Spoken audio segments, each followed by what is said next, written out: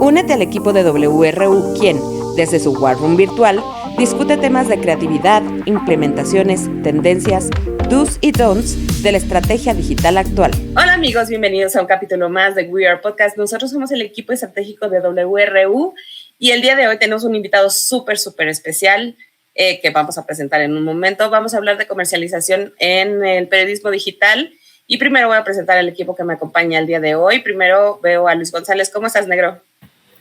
¿Qué tal? Muy buenas tardes, noches, dependiendo de la hora en la que ustedes nos escuchen.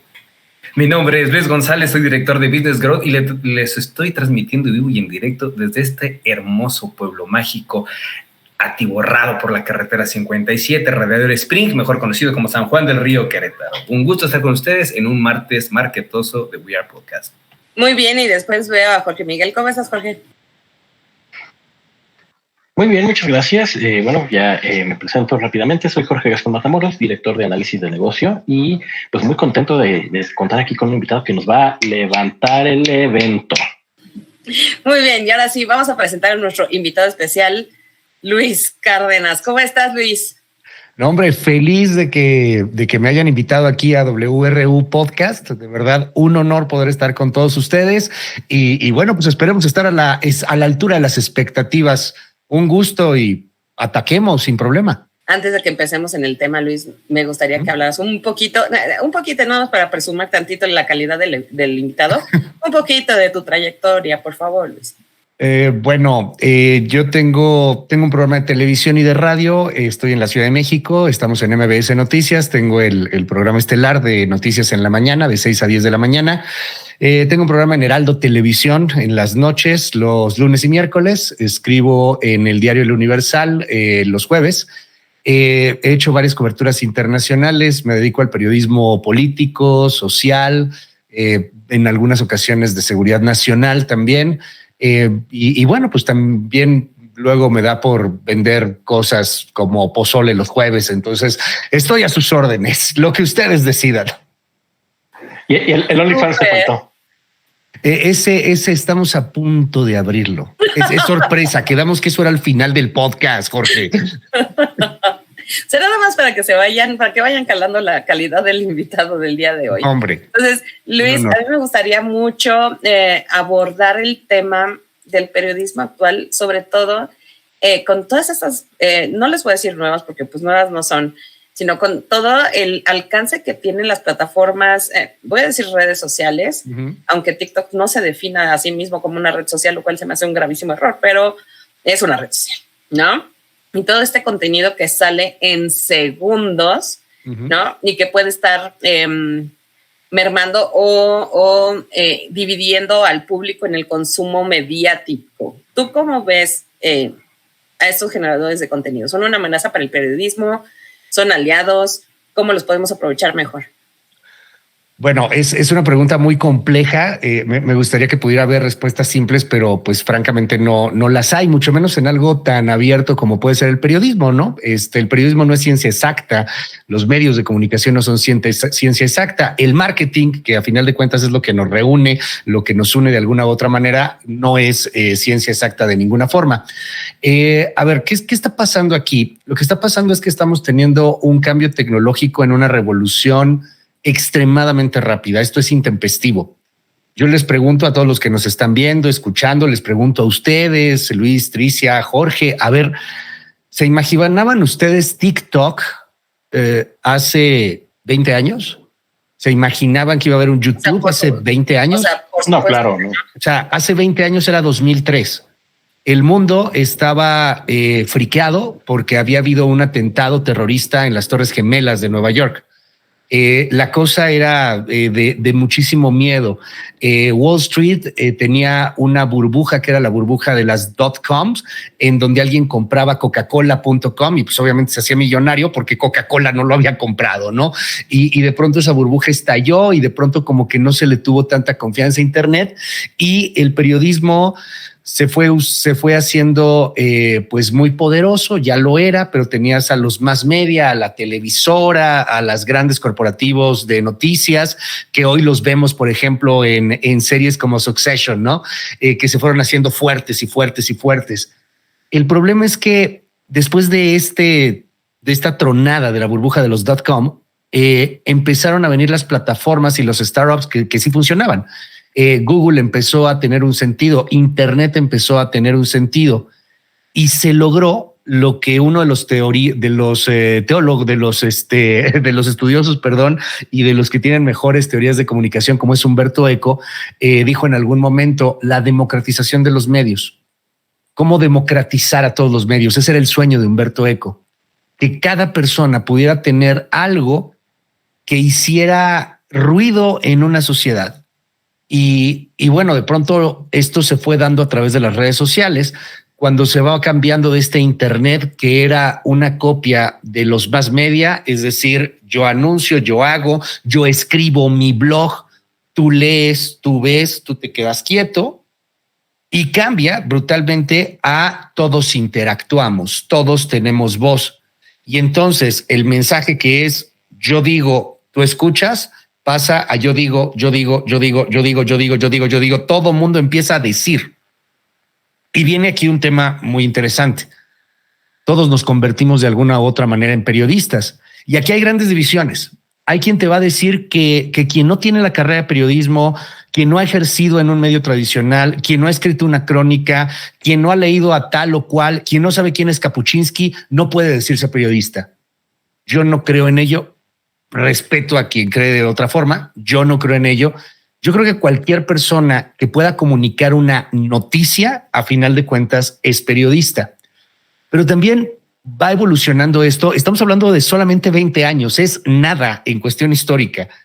Va evolucionando a un momento en el cual el hecho de que todo el mundo pudiera hablar y todo el mundo pudiera comunicar y todo el mundo pudiera de alguna u otra manera informar, empieza a generar públicos muy distintos y empieza a generar segmentos cada vez más especializados.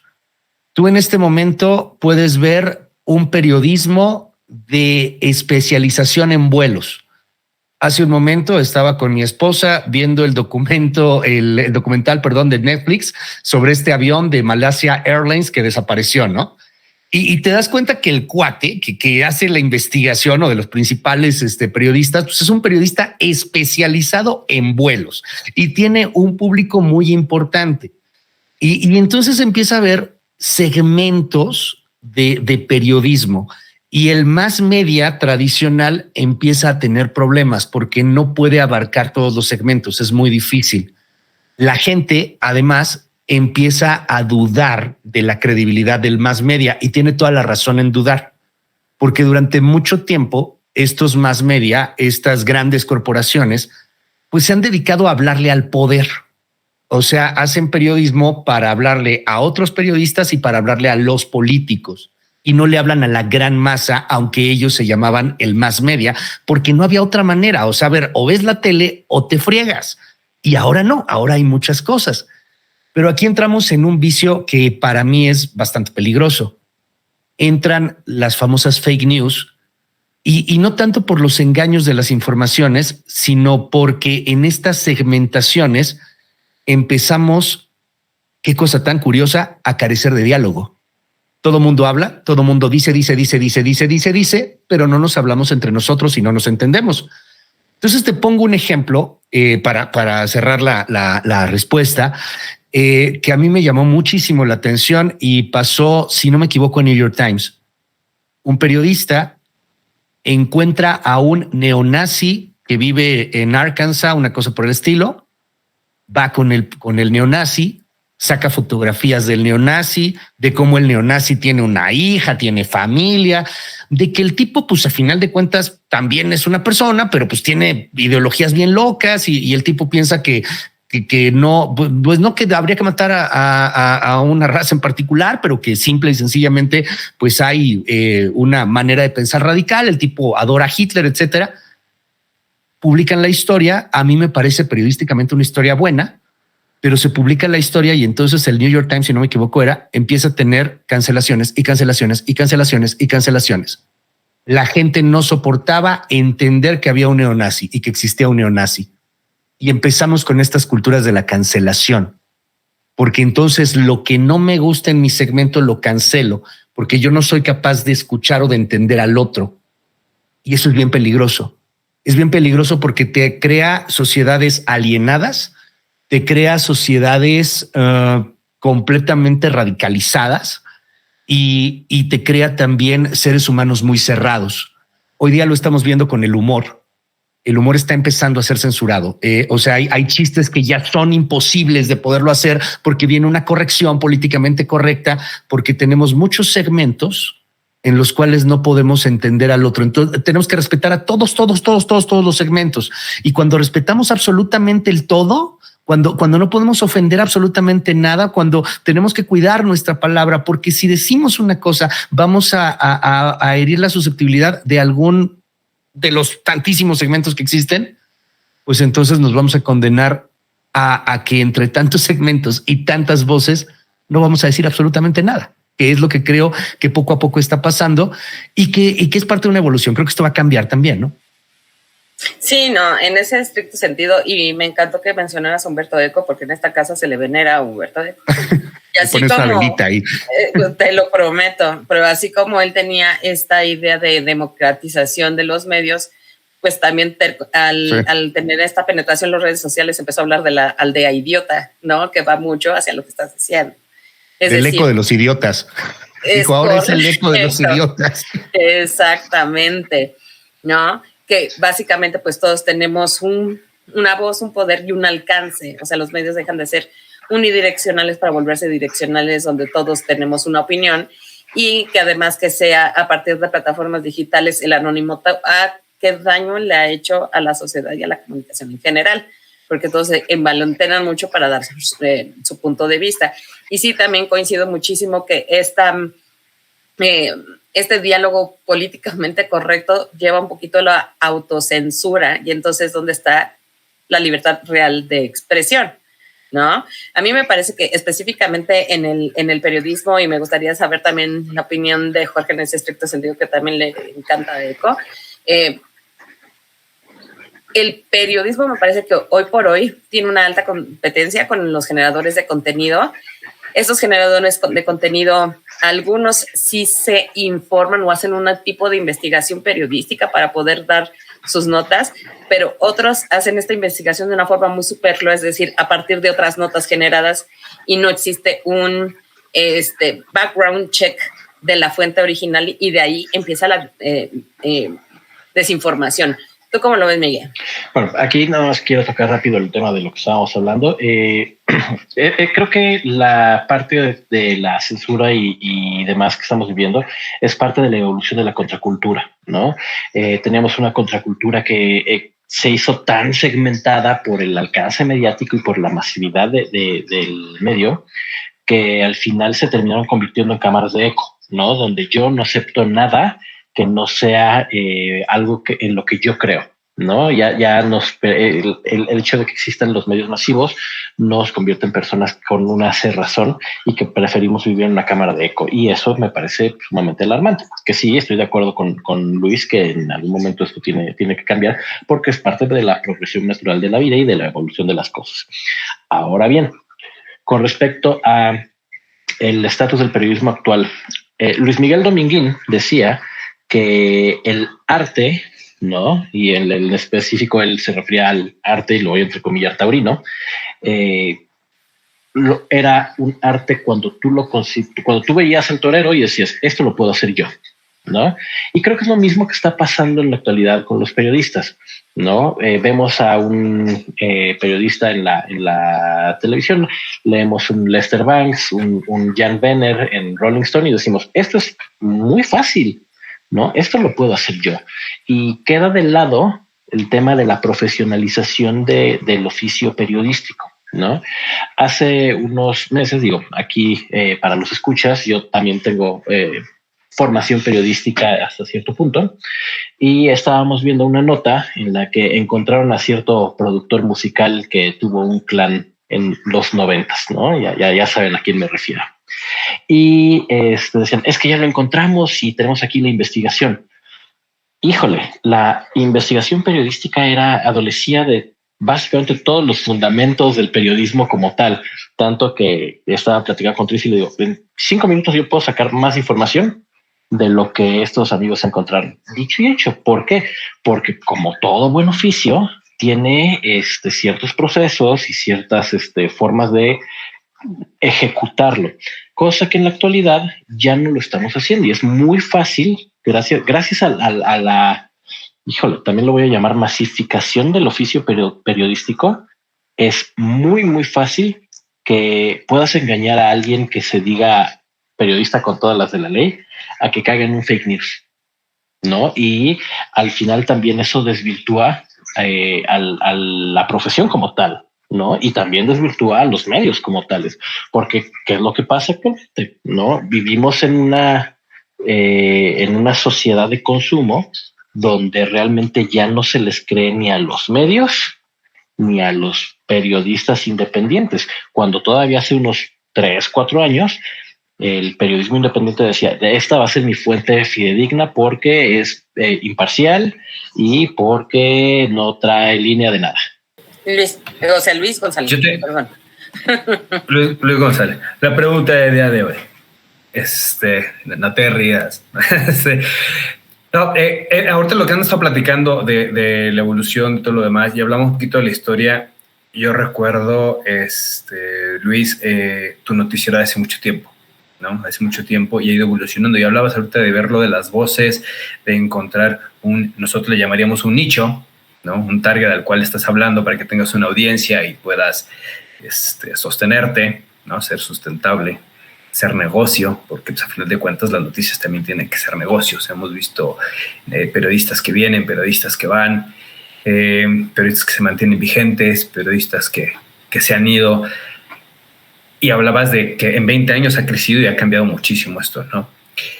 Evidentemente, pienso yo desde una perspectiva muy personal, la evolución individual que tiene cada uno de los periodistas para acoplarse, adaptarse a estas nuevas tecnologías, pues de alguna forma marcan la diferencia, ¿no? Entre unos y otros.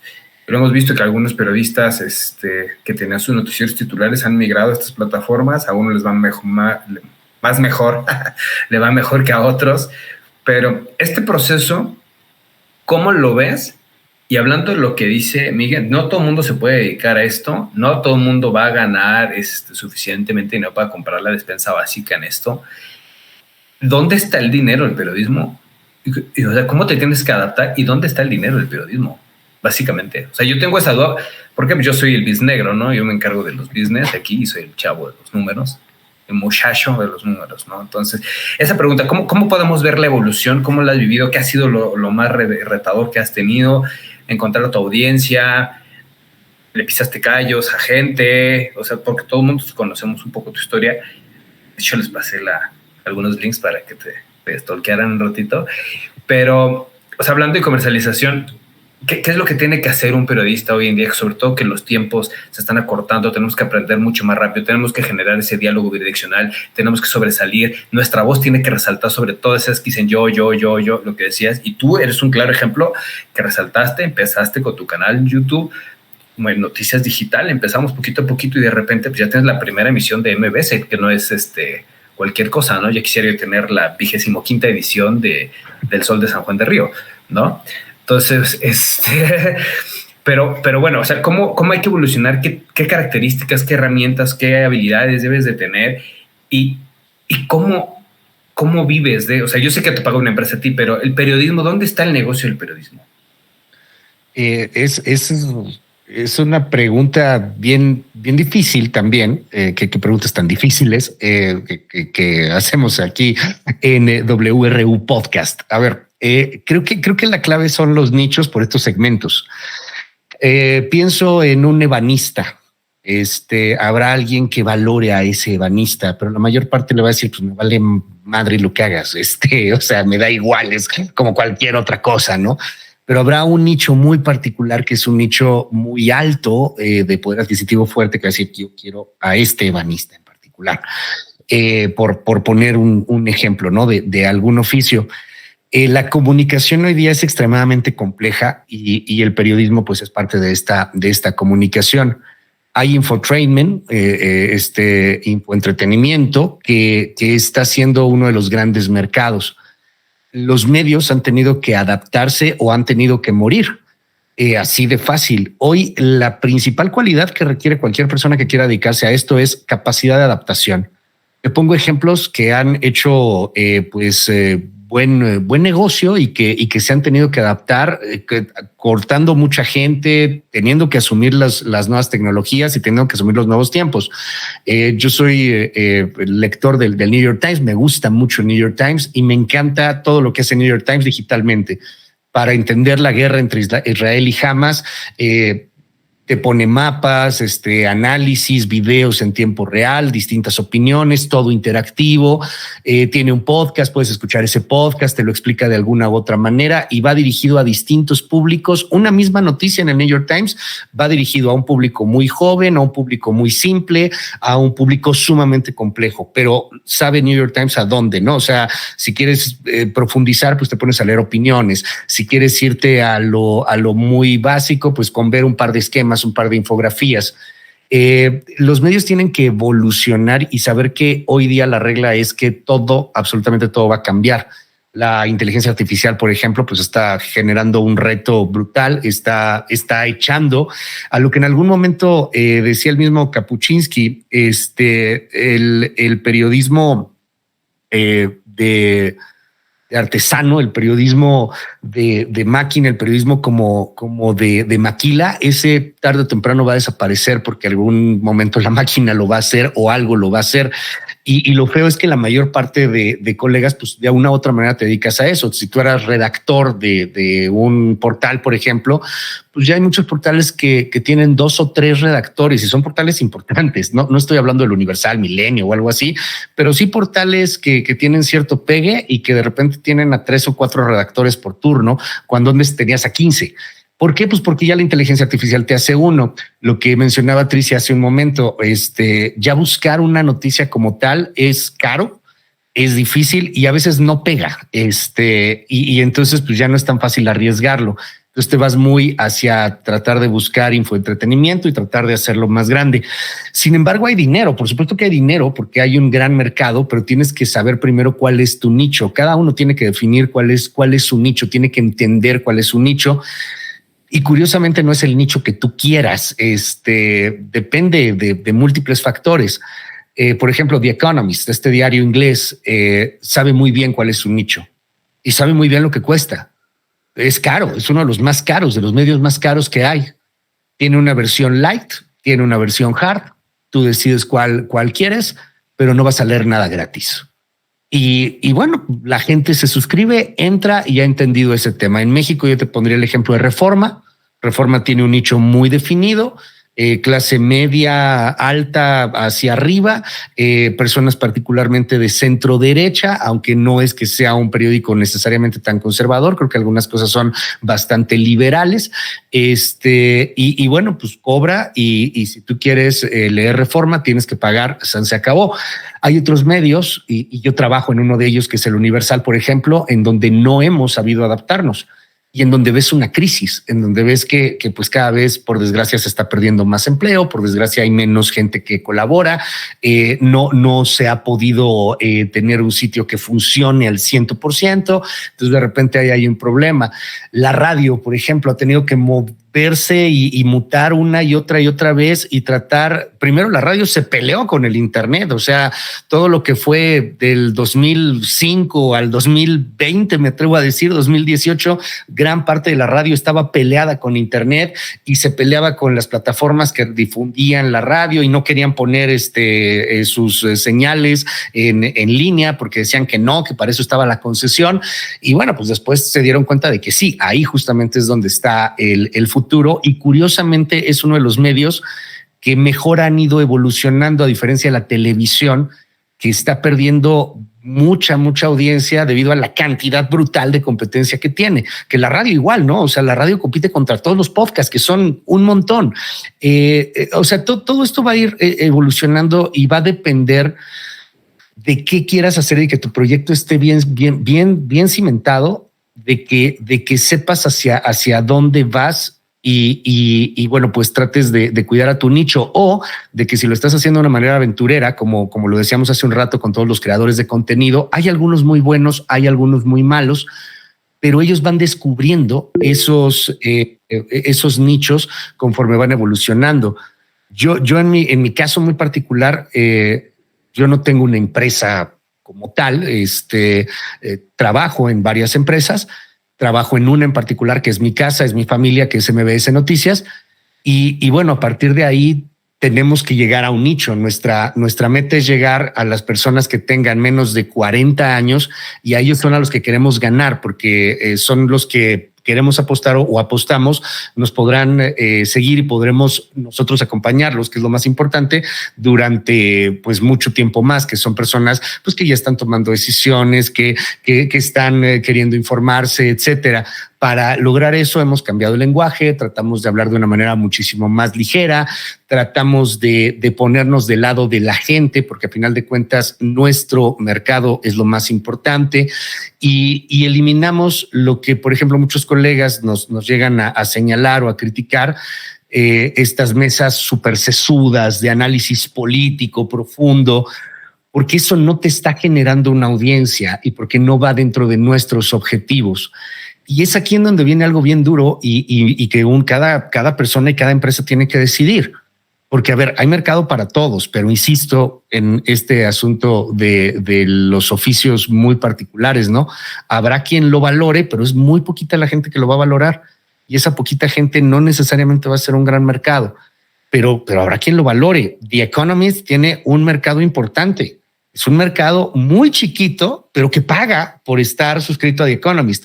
New York Times un poco lo entendió y dijo, a ver, voy a hacer en línea y lo voy a poner mucho más barato, y bueno, pues te trata de cobrar lo más barato posible, unos $10 al mes, un poquito más barato que un Netflix, pues, para que estés informado y tengas información confirmada con los mejores periodistas y con la mejor información. El grave problema que tenemos es que durante mucho tiempo, y esto creo que es súper importante en marketing, la noticia es gratis o era gratis, o nos acostumbramos a que la noticia era gratis. ¿Qué pasa cuando teníamos a la prensa? Estoy hablando de los 30, la prensa, periódico impreso, y de pronto empieza a llegar este monstruo llamado radio, que algunos aprovecharon, como el caso de Hitler, para utilizarlo y generar una cosa brutal, ¿no? De control de masas. Pero cuando llega la radio, en el caso gringo, la radio no tenía reporteros, no existía un reportero radiofónico. O sea, la radio lo que hacía era tener a alguien que tenía una voz que ni siquiera era una voz radiofónica, era cualquier tipo que pudiera leer y que se atreviera a leer en el micrófono, y leía las noticias de los periódicos. Eso es lo que hacían. O sea, estoy hablando, insisto, poquito antes de los 40. Entonces viene la Guerra Mundial, etcétera, y ahí la Segunda Guerra Mundial, y ahí viene también un acuerdo entre los medios gringos, y llegan a un acuerdo en el cual la radio iba a tener el derecho de poder leer los periódicos, pero al mismo tiempo se comprometía la radio a siempre tener publicidad en los periódicos, a ellos pagarles publicidad, porque había un modelo de negocios que era extremadamente simple. Yo digo cosas, entre más rating tengo más gente y te vas a anunciar conmigo y te voy a cobrar por ese anuncio. Punto. Se acabó. Muy fácil, muy simple. No tenías más allá de 5 medios, 7 medios, 8 medios superpoderosos en un país. No había más. Las radiofrecuencias no te daban. Los periódicos pues, tampoco te daban. De pronto llega Internet, y lo que decíamos hace un rato, todo mundo tiene un mini medio, todo mundo empieza a hablar, pero no solamente llega Internet con el mini medio. Llega Google AdSense y le da en la madre a lo que era el concepto de publicidad de los medios de comunicación tradicionales. Y todavía lo puedes ver, ¿no? O sea, vas así, digo, ustedes lo saben que se dedican a este asunto, ve a cualquier radiodifusora y te dicen, te garantizo 1 millón de audiencia, 2 millones. No, esa es una audiencia potencial, güey. O sea, pensando que todo mundo en el país esté prendiéndole, te escuchará esa cantidad de gente. La neta es que no. Y Google AdSense lo que dice es, yo sé exactamente cuánta gente está viendo tu anuncio, pero además sé qué quiere esa gente. madres, madres. Pues te da en la torre a la comunicación tradicional o al marketing tradicional. Y aquí es en donde viene un problema que hoy día se está debatiendo todavía. La información, uno, no es gratuita. La información cuesta mucho dinero generarse, por lo cual acostumbrar a la gente a pagar por algo que es gratis va a estar muy cabrón, pero poco a poco se está haciendo. La gente que quiere información real termina por pagar un medio de comunicación. O se va con algunos, pero realmente son muy contados los que te pueden generar una información en tiempo real, ¿no? O sea, si tú estás suscrito a Reforma o a Milenio o al Universal, por ejemplo, vas a tener información relativamente confirmada en tiempo real. El problema es que compite muy rápido con Twitter, entonces a lo mejor Reforma te podrá confirmar una nota y a los 5 minutos te la va a confirmar gratis alguien en ex Twitter, ¿no? Entonces va a ser difícil que convenzas a la gran masa de pagar por ello. Pero dos, este es un debate ético bien importante. La información no puede venderse como un producto de AdSense o de algoritmo, porque entonces segmenta a la sociedad. Una cosa es que yo sepa que tú quieres ir a la playa y te empiece a mandar información de la playa. Ok, tendrá sus límites éticos, pero algo que a mí me parece mucho más grave es que yo sé que tú eres López Obradorista y solo te mando puras cosas López Obradoristas. Nada anti López Obradorista porque no te gusta, y entonces empiezo a alienarte más y empiezo a radicalizarte aún más. Y empiezo a usar lo que tú quieres o lo que tú necesitas o lo que tú crees que necesitas para manipularte. Y uno de los mayores ejemplos pues fue el Brexit, ¿no? Utilizaron los algoritmos de Facebook con Cambridge Analytica y bueno, pues terminó con una polarización y una desinformación brutal. Ese es el grave problema. Y cierro diciendo esto también, que es bien importante en el negocio. El negocio, y ustedes lo saben mejor que yo, o cualquier producto va a depender del mercado.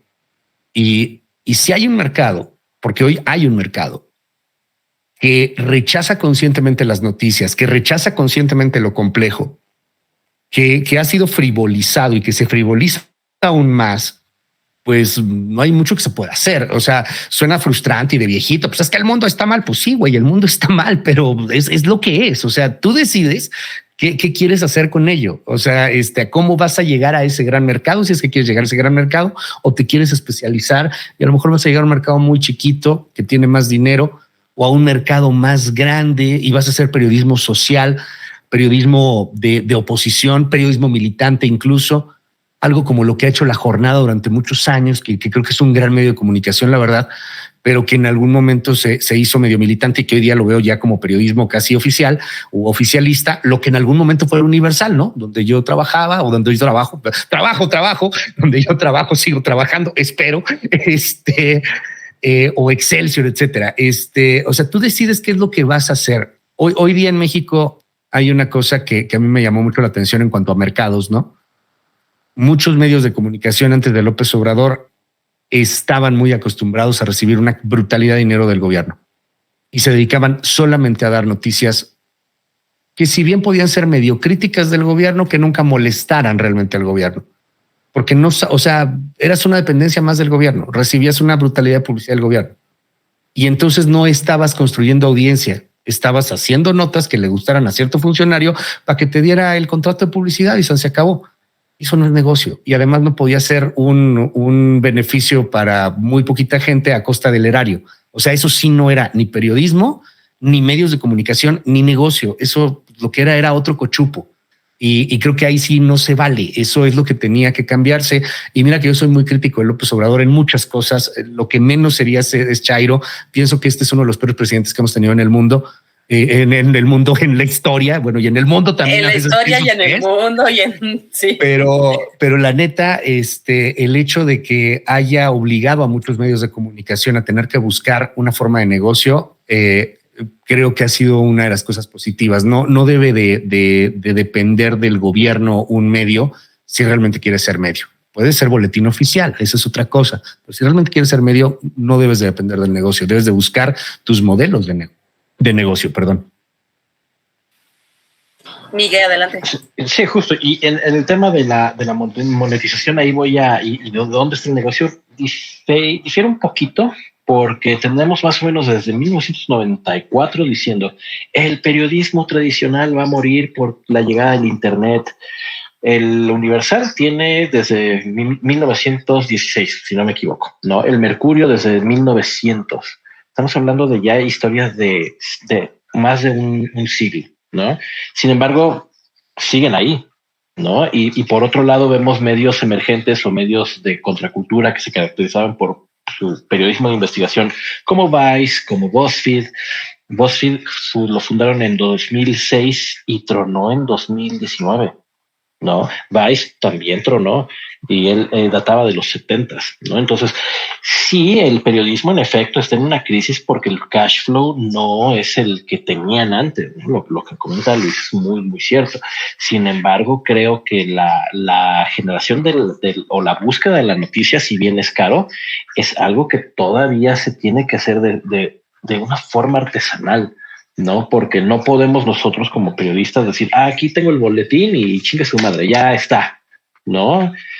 Creo que lo que el periodismo tradicional debe aportar ahora y es lo que debe traer a la mesa es un análisis a conciencia, que de una u otra forma podemos tener gratis con la llegada de medios como YouTube o TikTok, pero pues al final las credenciales periodísticas que puedes tener tú o la formación en el oficio es lo que marca el diferenciador, ¿no? Y ahora con este esquema de suscripción que tenemos tanto para los periódicos como el Universal, el Reforma, el Wall Street Journal, etcétera, etcétera, como para los pequeños creadores de contenidos, esta parte de la llamada gig economy es lo que al principio, lo que ahorita podemos ver que va a marcar qué medio sobrevive y qué medio muere por la adaptabilidad. Es justo lo que mencionabas ahí, ¿no?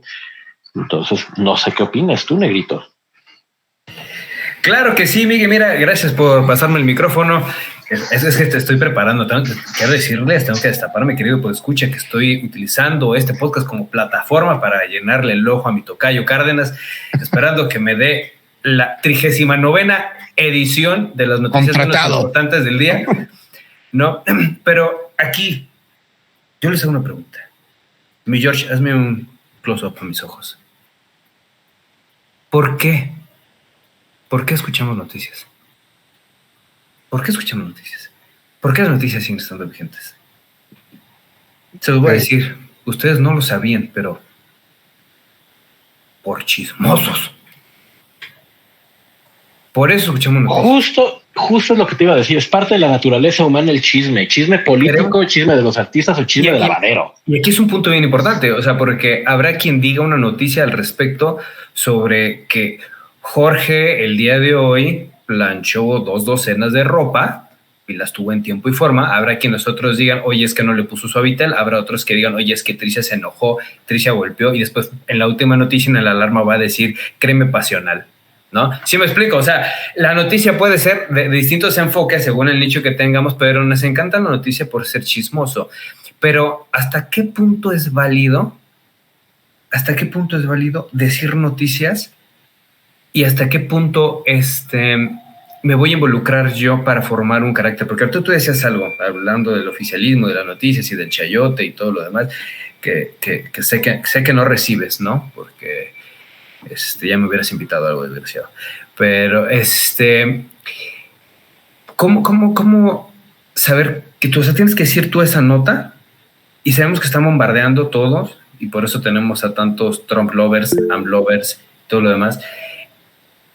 Y no formamos, la gente no forma un criterio, ¿no? No son críticos. Entonces, aquí, ¿tú crees que esa unidireccionalidad nos está haciendo a tener, sí tenemos muchos smart devices, pero tenemos muchos dumb users, ¿no? O sea, no nos están generando gente tonta, ¿no? Y el chisme que nos encanta, que ese es mi punto muy personal, yo no estoy diciendo alguna definición del libro, no me dijeron, ¿quién fue el autor que dijo esa frase? ¿No? Porque me encanta que ustedes traen frases así de, no, ya lo dijo Chomsky, ya lo dijo fulano de tal, ya lo dijo Adalberto Martínez Resortes, ¡ay, mamachita! ¿No? Entonces, ese tipo de cosas, yo también tengo mis frases, ¿no? Mis autores. Entonces, la noticia nos gusta por chisme y por eso va a estar vigente, pero nos estamos haciendo una sociedad menos crítica y más criticona, ¿no? Como ven, ustedes lo dejo sobre la mesa. Yo lo replantearía, negro, con estas nuevas generaciones que tienen una accesibilidad muy nata a los medios digitales, cómo hacen su proceso de selección de fuente periodística. Porque las noticias, por supuesto que se siguen consumiendo, pero no se consumen de la misma forma.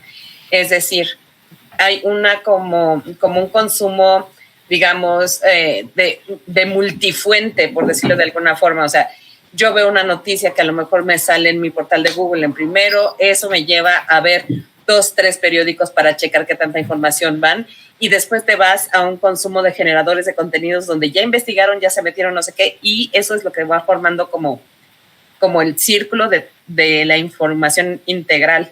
Más bien aquí yo creo que la pregunta es qué tanto está jugando el periodismo formal, el periodismo bien hecho en este mix de consumo informativo. ¿Tú qué piensas, Luis?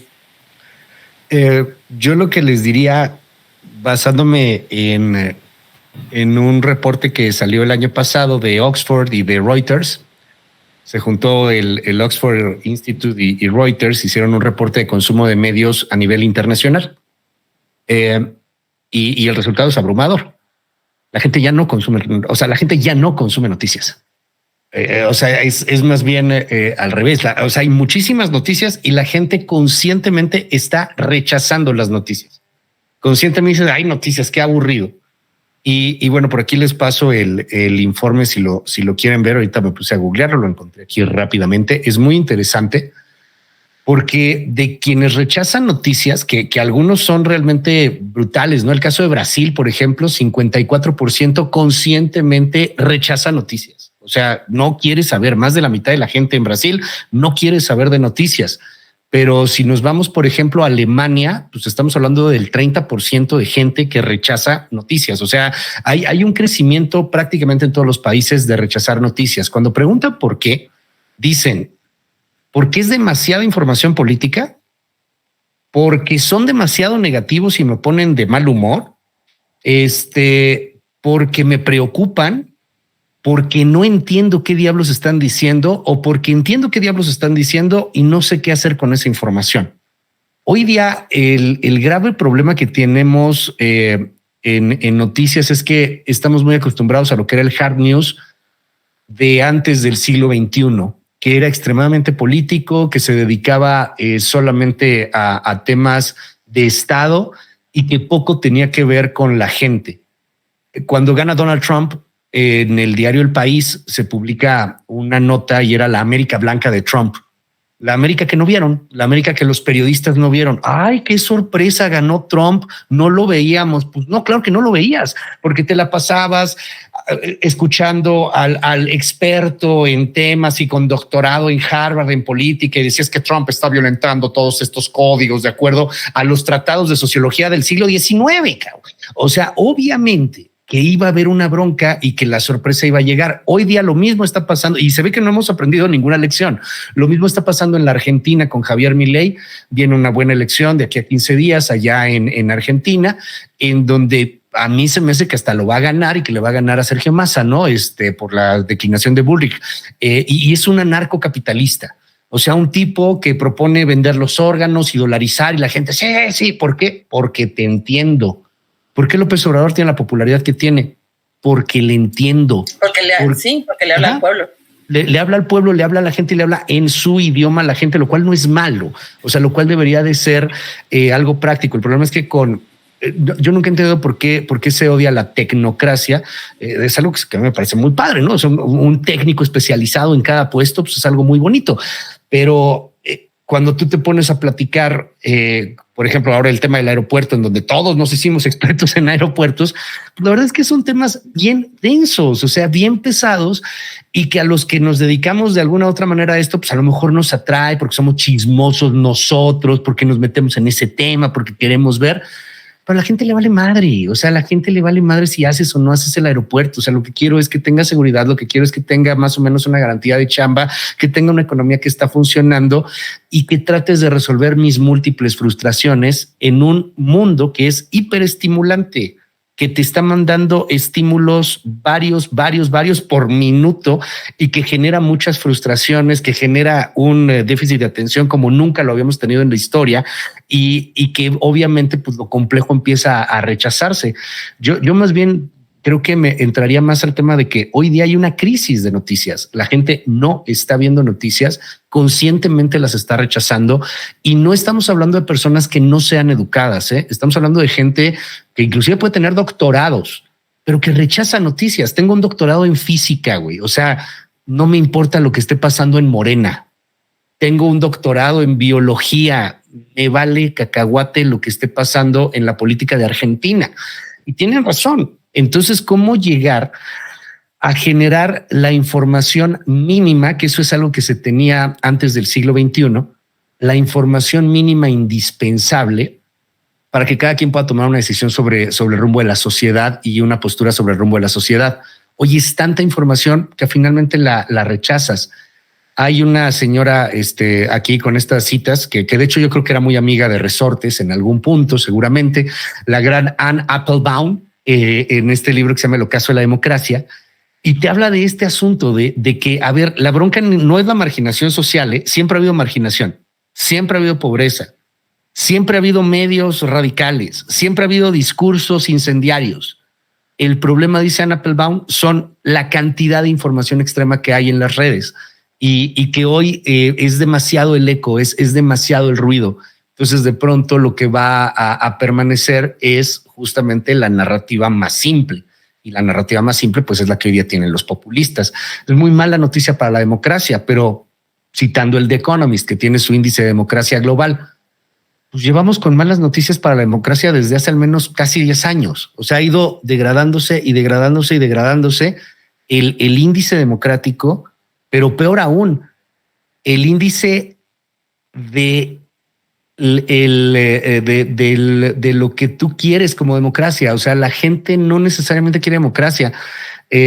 Los más jóvenes, menores de 30, prefieren un resultado a una democracia, prefieren algo que funcione a una democracia, porque todos estos valores, pues al final de cuentas están perdidos.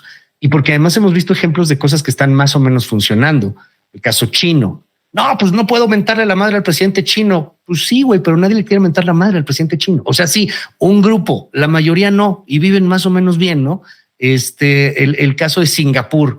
Güey, no se te ocurre tirar algo porque si no te va a ir del nabo, no se te ocurre hacer una grosería porque te pueden meter a la cárcel. Pues sí, pero hay dinero, hay productividad, hay educación.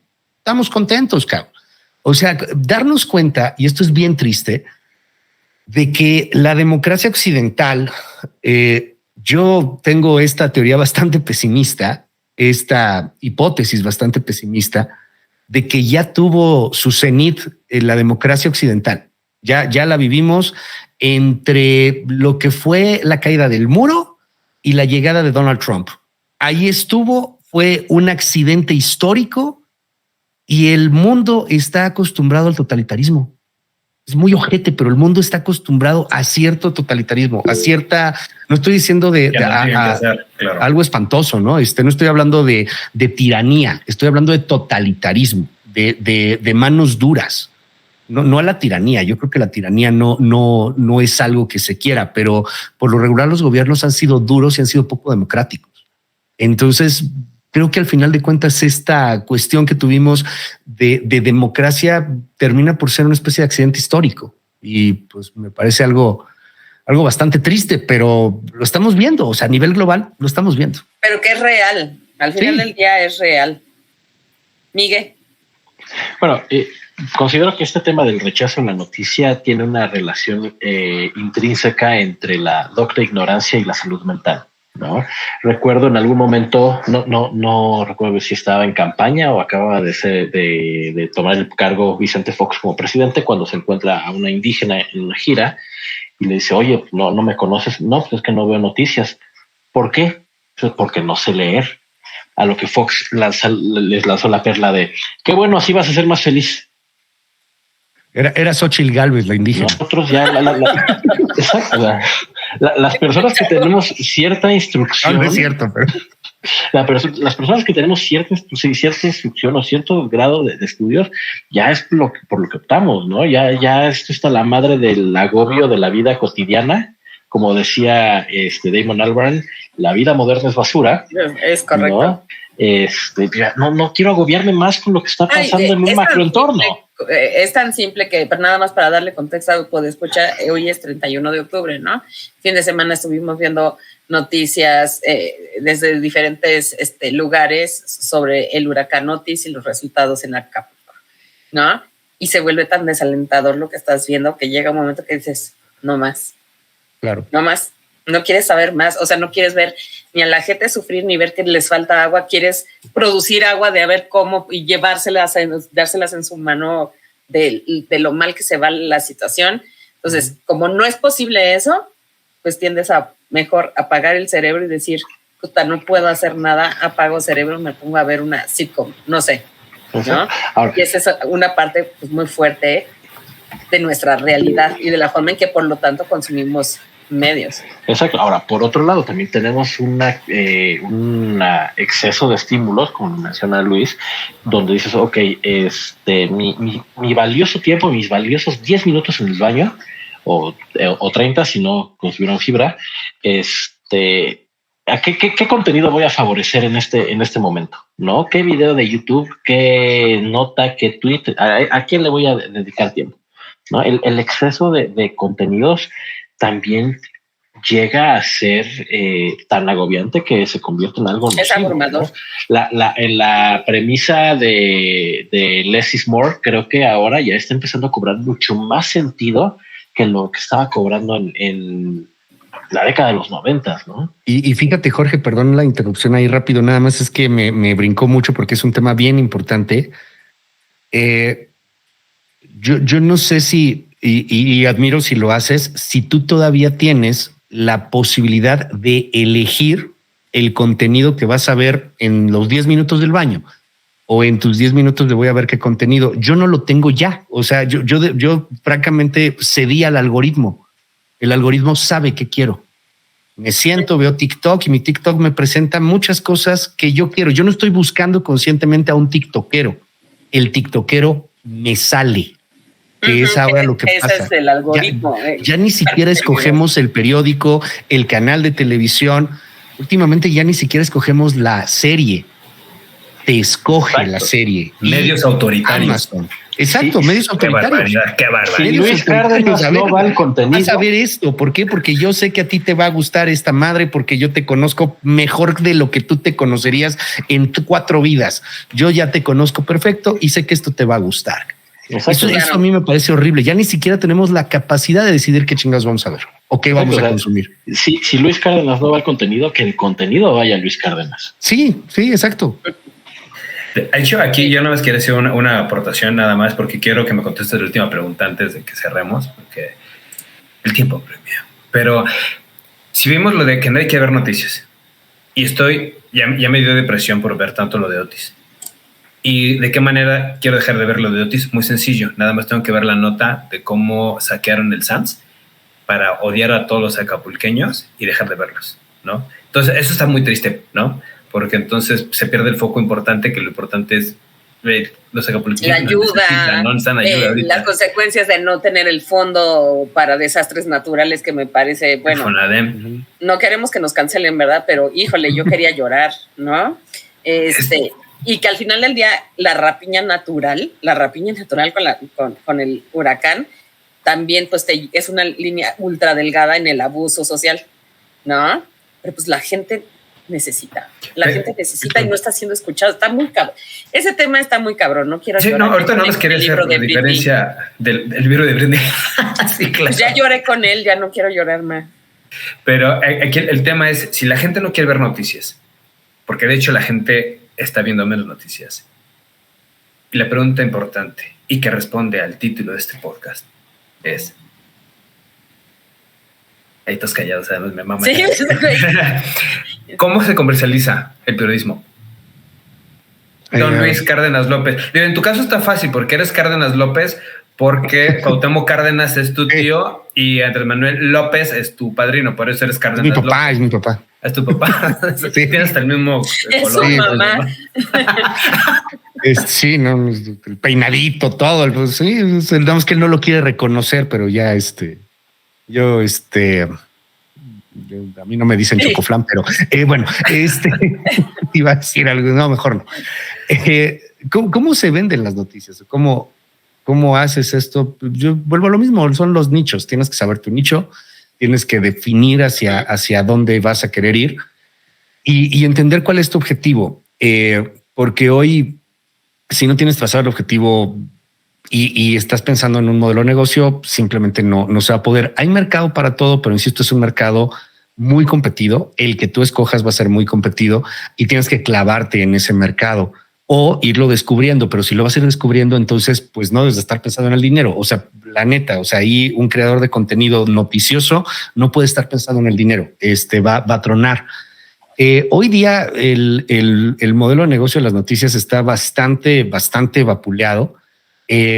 Necesita dos vías que son las que yo detecto. Uno es el de la publicidad tradicional, ya sea vía AdSense. Eso te representa el reto de tener una gran audiencia. Tienes que tener gran audiencia para tener un AdSense y una mercadotecnia tradicional, es decir, ir con un anunciante y decirle, oye, yo tengo tantos millones de vistas y quiero que me pongas un banner y tanto vale el banner y te conviene conmigo porque yo me dedico a este tipo de segmento. Ok, si me conviene o no me conviene, ¿no?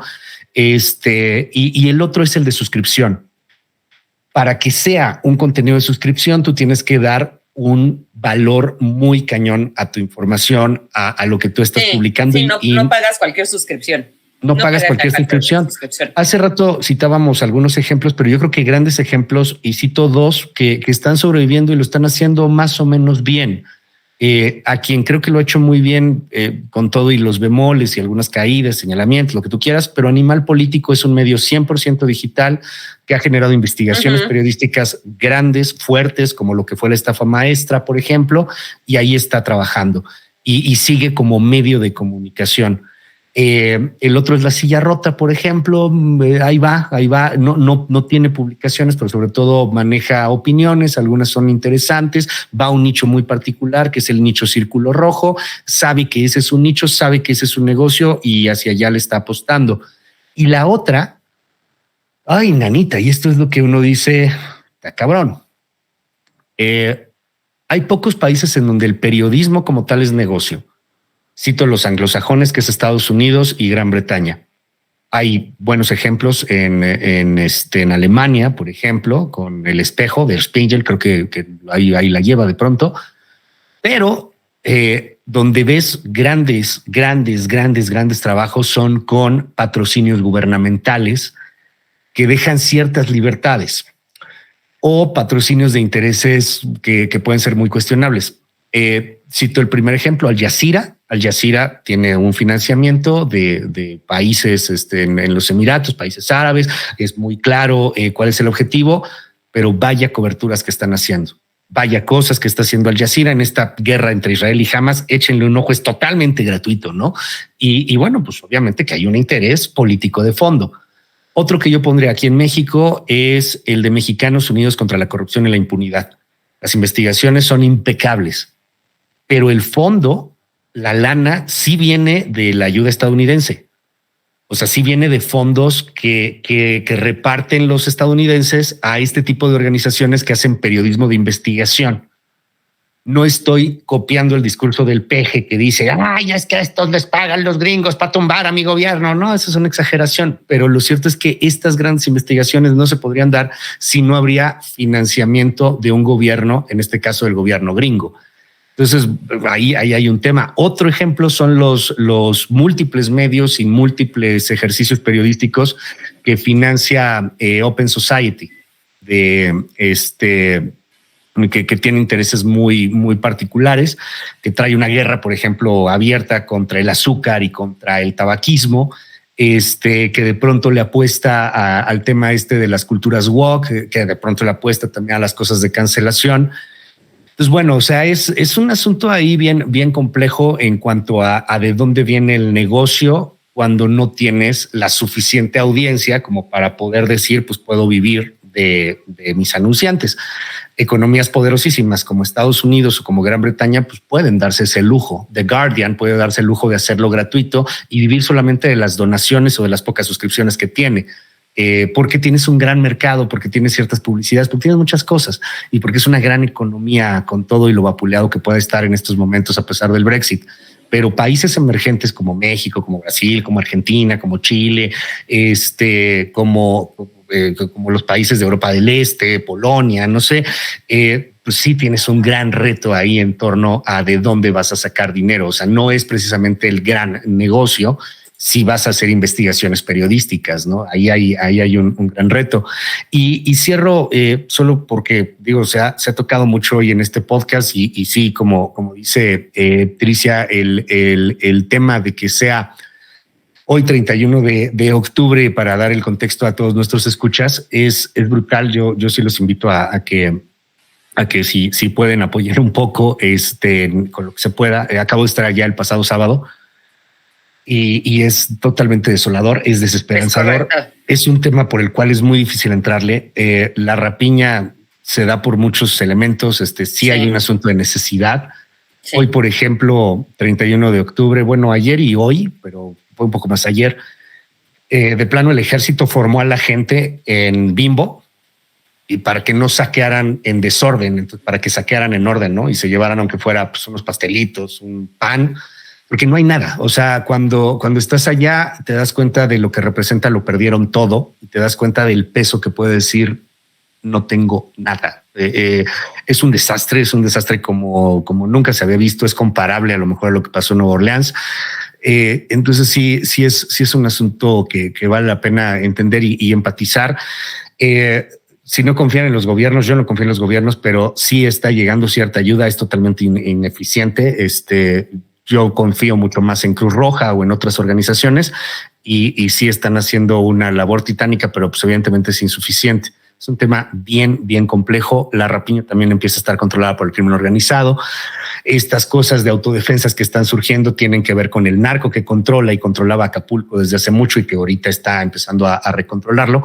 Entonces sí es durísimo. Y ahí también cierro con el asunto periodístico, ¿no?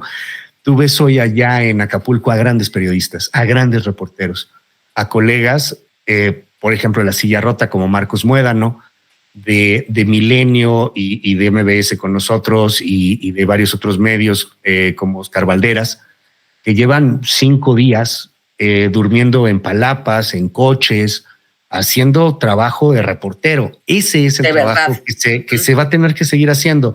Lo opinará medio mundo, todos podrán salir, los creadores de contenido dirán lo que se les pegue la gana, pero necesitarán este trabajo base que sí va a seguir haciendo el periodista convencional. Y periodista convencional, ahí sí soy muy franco, muy poco tiene que ver con el mercado.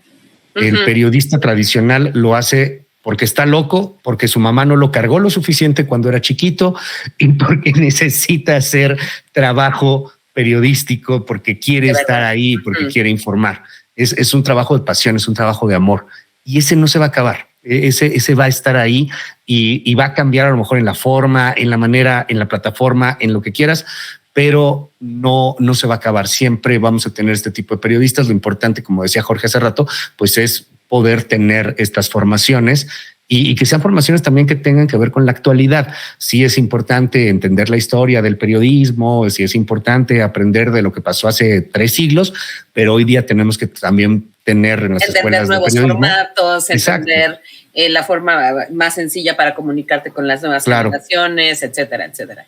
¿No? Totalmente. No vayan a ser como la UNAM, que todavía en Ciencias de la Comunicación da comunicación agraria de la pre-revolución industrial. Sí, no está aquí. Sí. Luis, te agradezco muchísimo el tiempo que nos otorgaste para hacer este podcast. La verdad es que ha sido uno de los invitados con los que me parece que nos quedamos hasta callados para escuchar todo el conocimiento y sobre todo la experiencia y la pasión de tu profesión. Mil gracias por acompañarnos. En ese momento mi productor George me está poniendo una cortinilla en nuestras carecitas donde pueden ver nuestros puntos de contacto digital. Ya saben que si quieren acercarse con nosotros a hacer una cotización, lo pueden hacer a través de nuestro correo contacto@wru.com.mx. Si les es más fácil el WhatsApp, nuestro número es el 55 13 72 31 93. Pueden ver nuestros servicios en nuestro sitio www.wru.com.mx y nos vemos el siguiente hashtag Martes Marketos. Mil gracias a todos. Y estamos en contacto. Gracias. Los esperamos el próximo episodio con otro tema de marketing digital. Queremos saber tu opinión. Encuéntranos en wru.com.mx.